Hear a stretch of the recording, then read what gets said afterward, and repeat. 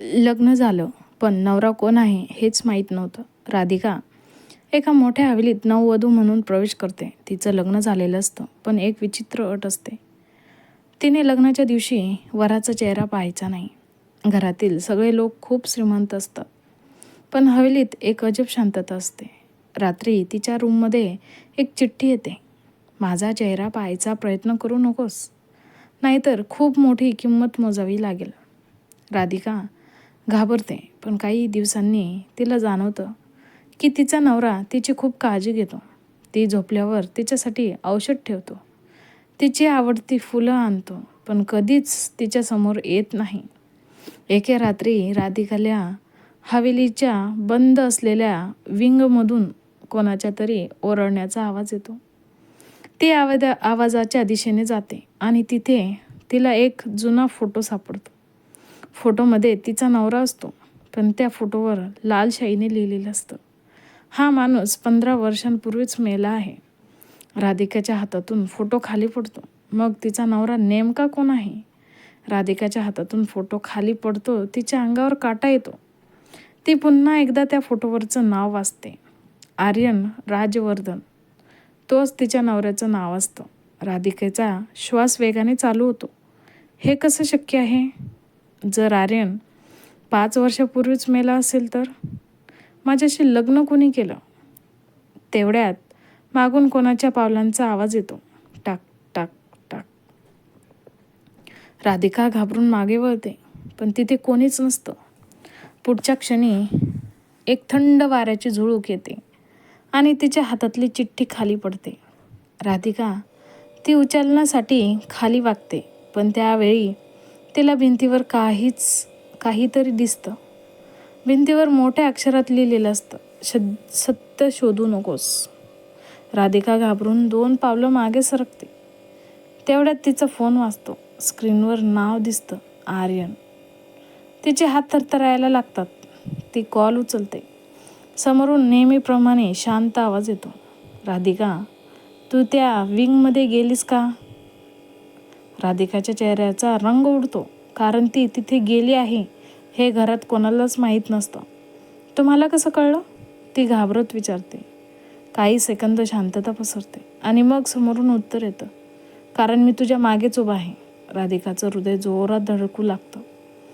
ती हळूहळू मागे वळते आणि पहिल्यांदाच तिला तिच्या नवऱ्याची सावली दिसते, पण त्याचा चेहरा अजूनही अंधारात लपलेला असतो.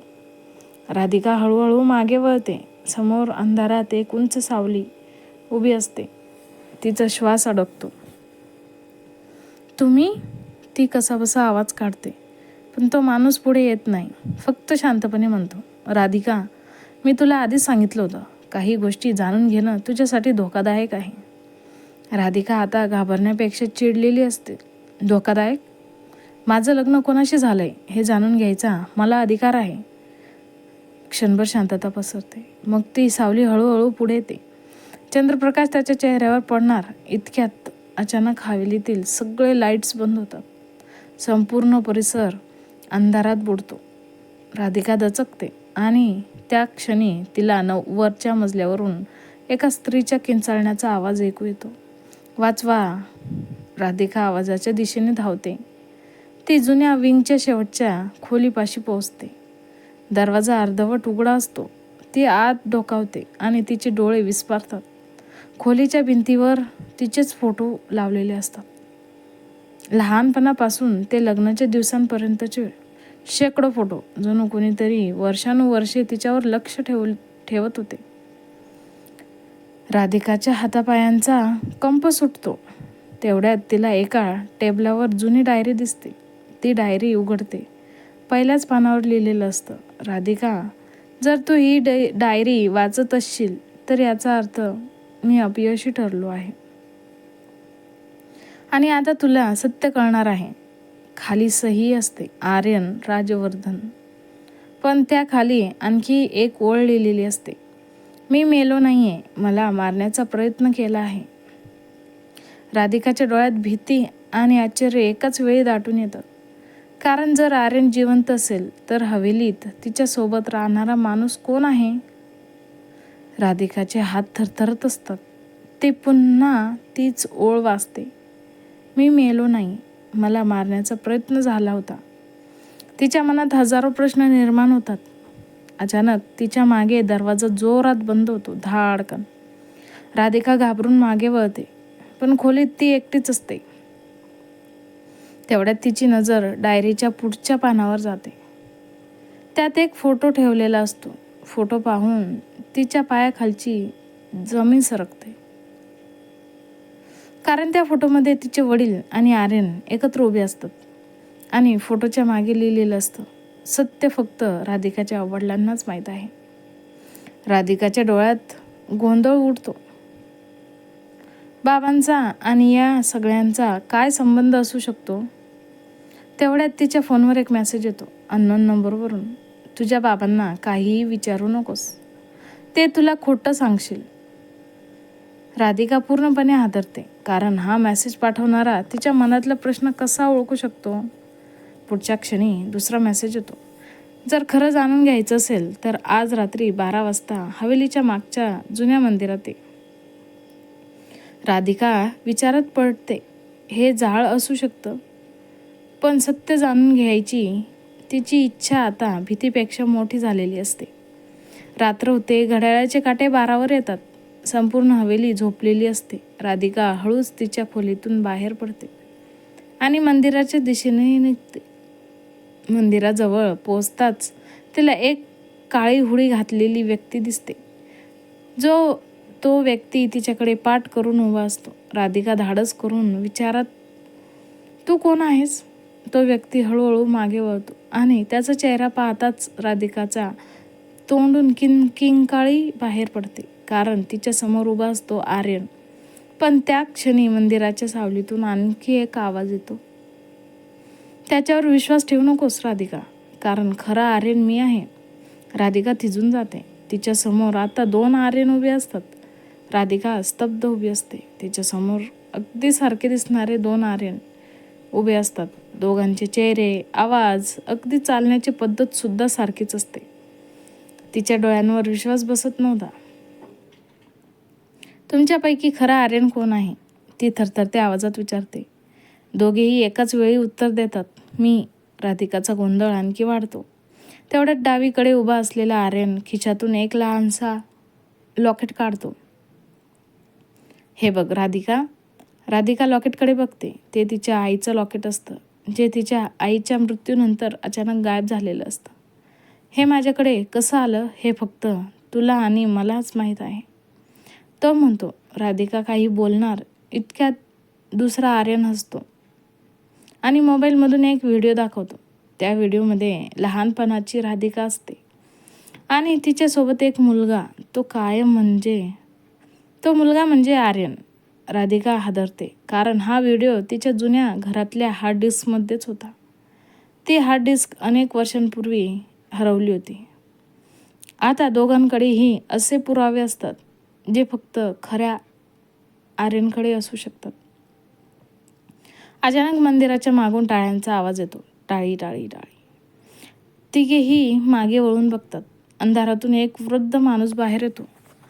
त्याच्या चेहऱ्यावर विचित्र हास्य असतं.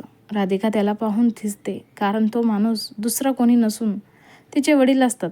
बाबा, तुम्ही इथे? राधिका आश्चर्याने विचारते. ते हसतात आणि म्हणतात, आता वेळ आली आहे सत्य समजवण्याची.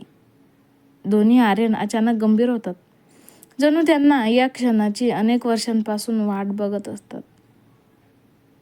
राधिकाचे वडील हळूहळू पुढे येतात आणि म्हणतात, हे दोघे जुळे भाऊ आहेत. राधिकाच्या पायाखालची जमीन सरकते. काय? जुळे भाऊ? हो, ते उत्तर देतात. आर्यन आणि आरव माझ्या सर्वात जवळच्या मित्राची मुलं. पण 5 वर्षांपूर्वी झालेल्या अपघातानंतर सगळ्यांना वाटलं की आर्यन मेला. मात्र खरं तर त्या रात्री मृत्यू झाला होता आरवचा. हे ऐकताच दोन्ही भावांच्या चेहऱ्यावर वेगवेगळे भाव उमटतात. पण पुढच्या क्षणी खरा धक्का बसतो, कारण उजवीकडे उभा असलेला माणूस जोरात हसतो आणि म्हणतो, छान. खोटं बोलतात काका तुम्ही, पण यावेळी सत्य मी सांगणार आहे. तो हळूहळू खिशातून पिस्तूल बाहेर काढतो आणि थेट राधिकाच्या वडिलांकडे रोखतो, कारण या सगळ्या खेळामागचा खरा सूत्रधार तुम्हीच आहात. पिस्तूल पाहताच राधिकाच्या अंगावर काटा येतो. हे हे काय करताय तुम्ही? ती घाबरत विचारते. पण तो माणूस जो स्वतःला आर्यन म्हणवत असतो फक्त असतो. त्याच्या डोळ्यांमध्ये एक विचित्र राग दिसत असतो. राधिकाचे वडील मात्र अजिबात घाबरलेले नसतात. ते शांतपणे म्हणतात, मला माहीत होतं एक दिवस तू असंच करशील. राधिका गोंधळून दोघांकडे बघत असते. कोणीतरी मला खरं सांगा, नेमकं चाललंय तरी काय? तेवढ्यात दुसरा आर्यन तिच्या जवळ येतो आणि हळू आवाजात म्हणतो, राधिका, तू जे काही ऐकशील त्यानंतर तुझं आयुष्य कधीच पूर्वीसारखं राहणार नाही. राधिका घाबरते. तिचे वडील एक खोल श्वास घेतात आणि अनेक वर्षांपासून लपवलेलं सत्य सांगायला सुरुवात करतात. 25 वर्षांपूर्वी मी आणि आर्यनचे वडील एकत्र व्यवसाय करत होतो. पण एका रात्री आमच्या कंपनीवर मोठं कर्ज झालं. त्या संकटातून बाहेर पडण्यासाठी मी एक चूक केली. राधिकाचे वडील बोलता बोलता थांबतात. त्यांच्या डोळ्यात अपराधीपणा दिसत असतो. मी माझ्या मित्राशी विश्वासघात केला. हे ऐकताच दोन्ही भावांचे चेहरे कठोर होतात. तुमच्या त्या एका चुकीमुळे आमचं संपूर्ण कुटुंब उद्ध्वस्त झालं. पिस्तूल धरलेला माणूस ओरडतो. आमचे आई वडील गेले.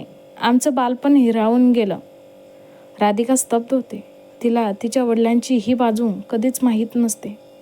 पण याचा माझ्याशी काय संबंध, ती विचारते. त्या माणसाच्या चेहऱ्यावर अचानक एक वेदनादायक हास्य उमटतो. तो म्हणतो, कारण तुझ्या या कथेशी संबंध खूप आधीपासून आहे. राधिका, तू जन्मल्यापासून. राधिकाच्या कपाळावर आड्या पडतात. तेवढ्यात तो त्याच्या खिशातून एक जुना कागद काढतो आणि त्याच्या समोर धरतो. त्या कागदावर तिच्या जन्माचा दाखला असतो. पण त्यावर वडिलांच्या नावाच्या जागी तिच्या बाबाचं नाव नसतं. राधिका तो कागद पाहून हादरते. तिचे हात थरथरायला लागतात. नाही, हे खोटं आहे. हे शक्य नाही.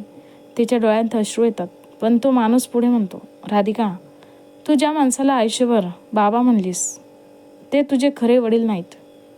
हे ऐकताच राधिकाच्या पायाखालची जमीन सरकते आणि पुढच्या क्षणी तिच्या मागे उभा असलेला दुसरा आर्यन हळू आवाजात म्हणतो, कारण तुझ्या जन्माचं रहस्य या सगळ्या खेळांपेक्षाही भयानक आहे. राधिका हादरलेली असते. तिच्या डोळ्यात अश्रू असतात. मग माझे खरे आई वडील कोण आहेत, ती विचारते. तेवढ्यात दुसरा आर्यन पुढे येतो. राधिका, तू आमच्या कुटुंबातलीच आहेस. राधिका आणि तिचे बाबा दोघे स्तब्ध होतात. आर्यन पुढे सांगतो, खूप वर्षांपूर्वी झालेल्या अपघातात तुझे खरे आई वडील गेले होते. त्यानंतर काकांनी तुला स्वतःची मुलगी म्हणून वाढवलं. राधिकाच्या डोळ्यांतून अश्रू वाहू लागतात. तिचे बाबा खाली मान घालतात. हो राधिका, हे खरं आहे. मी तुझ्यापासून सत्य लपवलंय, पण फक्त तुला वाचवण्यासाठी. तेवढ्यात पिस्तूल धरलेला माणूस मोठ्याने असतो. खोटं. हे सगळं अजूनही तुला फसवत आहेत. तो त्याचा मुखवटा काढतो आणि सगळे थक्क होतात. कारण तो ना आर्यन असतो ना आरव. तो त्यांच्या जुन्या कंपनीचा माजी पार्टनर असतो. मीच हा सगळा खेळ रचला. मला तुमच्या सगळ्यांचा बदला घ्यायचा होता. तो पिस्तूल उचलतो. पण आर्यन वेळेवर राधिकाला बाजूला ओढतो. झटपटीत गोळी सुटते आणि पोलीस तिथे पोहोचतात. त्या माणसाला अटक होते. काही दिवसांनी सगळं सत्य समोर आलेलं असतं. राधिकाला तिच्या खऱ्या भूतकाळाची माहिती मिळते. तिचे बाबा तिची माफी मागतात. राधिका त्यांच्या डोळ्यात बघते आणि म्हणते, रक्ताचं नातं महत्त्वाचं असतं, पण प्रेमाचं नातं त्याहूनही अधिक मोठं असतं. तुम्हीच माझे बाबा आहात. त्यांच्या डोळ्यात अश्रू येतात आणि शेवटी आर्यन राधिका समोर येतो. आता तरी माझा चेहरा पाहशील ना? राधिका हसते. इतक्या दिवसांपासून याच क्षणाची वाट पाहत होते. दोघे एकमेकांकडे पाहतात आणि नव्या आयुष्याची सुरुवात होते. कसं वाटली तुम्हाला आजची कथा? आवडली असेल तर लाईक, शेअर आणि कमेंट करायला विसरू नका. आणि हो, सबस्क्राईब करायला तर अजिबात विसरू नका, जेणेकरून तुम्हाला अशाच नवीन नवीन गोष्टी ऐकायला भेटेल. धन्यवाद.